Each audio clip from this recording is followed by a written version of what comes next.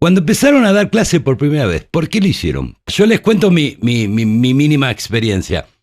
Yo empecé a dar clase porque mis viejos me quitaron la mensualidad a los 18 años porque yo tenía que estudiar medicina. Mi viejo médico, mi abuelo médico, mi tatarabuelo médico, y a mí me gustaba la música. Entonces, como me quitaron los víveres y tenía que ir a trabajar.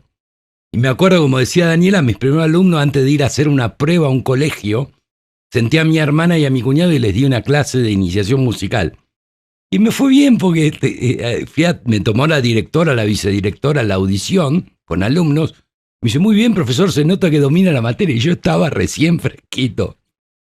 Bueno, y después también entré, también un poco por casualidad, porque fui a comprar una computadora cuando apareció la multimedia en el año 95, 94. Yo recién volvía de Barcelona.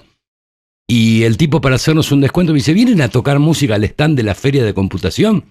Dale, sí, vamos. Y yo fui con el MIDI, que acá era una novedad, yo trabajaba con eso en España hacía tiempo, me llené de gente que quería tomar clases, así que tuve que hacerme profesor de producción musical en ese momento.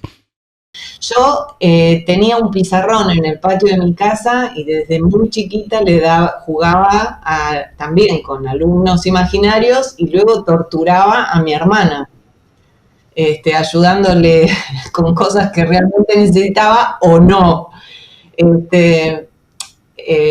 Y realmente creo que a través de la enseñanza pasa algo, como decía Edgar, que tiene mucho que ver con el amor, ¿no? Es muy vital el hecho de transmitir conocimiento y del amor que uno le pone y la pasión que uno tiene por eso. O sea, los maestros que yo he tenido que han podido compartir esa generosidad genuina y esa pasión,